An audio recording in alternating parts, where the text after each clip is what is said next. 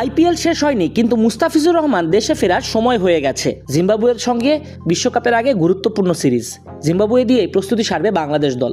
এদিকে মুস্তাফিজের পারফরমেন্স নিয়ে দেশ সেরা মেন্টর কোচ নাজমুল আবেদিন ফাহিম তার মতামত শেয়ার করেছেন।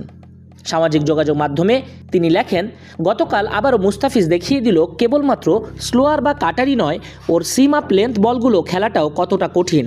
ওর বোলিংয়ে 3টা বিষয় চোখে পড়েছে। প্রথমত, ক্রস সিম ডেলিভারির পরিবর্তে সিম আপ ডেলিভারিকে প্রাধান্য দিয়ে বাতাসে অথবা উইকেট থেকে কিছুটা মুভমেন্ট আদায় করে নেয়া। দ্বিতীয়ত, আগের তুলনায় ওয়াইডিশ ডেলিভারির পরিবর্তে অনেক বেশি উইকেট টু উইকেট বল করা। এবং তৃতীয়ত, শর্ট পিচ ডেলিভারি থেকে সরে এসে লেন্থ ডেলিভারিকে প্রাধান্য দেয়া। মূল কথা হচ্ছে, মুস্তাফিজের স্টক ডেলিভারিতে একটা বেশ বড় পরিবর্তন এসেছে এবং এটি ওর বোলিং কৌশলও বিশাল পরিবর্তন করেছে। আগের মতো অফসাইডে একের পর এক একঘেয়ে কাটার করা থেকে বের হয়ে এসেছে। আগের চাইতে অপশন আরও বেড়েছে।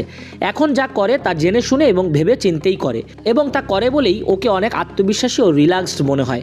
আমি নিশ্চিত আগামীতে ওকে আমরা আরও আক্রমণাত্মক চেহারায় দেখতে পাবো এবং নতুন ও পুরনো দুই ধরনের বলেই ও সমান কার্যকরী হবে।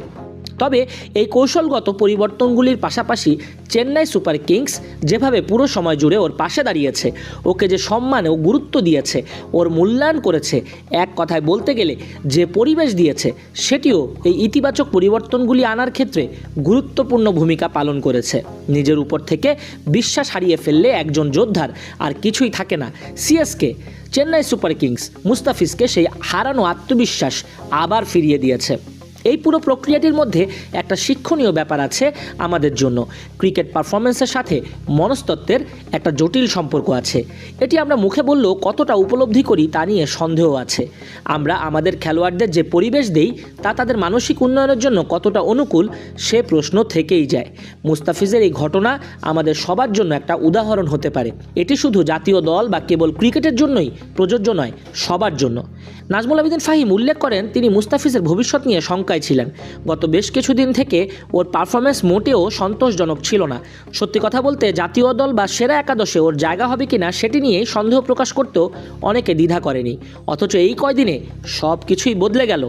আগের ফিজ আর নেই, ফিজ বদলে গিয়েছে। এখন আর বিরক্তিকর কাটার করে না। আমি নিশ্চিত সিএসকের পরবর্তী ম্যাচে দল, সমর্থক, ধারাভাষ্যকার সবাই মুস্তাফিজের অভাব অনুভব করবে। মুস্তাফিজের না থাকার ব্যাপারটা এবং তার ফেলে আসা বিশেষ মুহূর্তগুলো বারবার টিভি স্ক্রিনে ভেসে উঠবে। সবার মুখে মুখে উচ্চারিত হবে মুস্তাফিজের নাম, আর তার নামের পাশাপাশি উঠে আসবে বাংলাদেশের কথাও।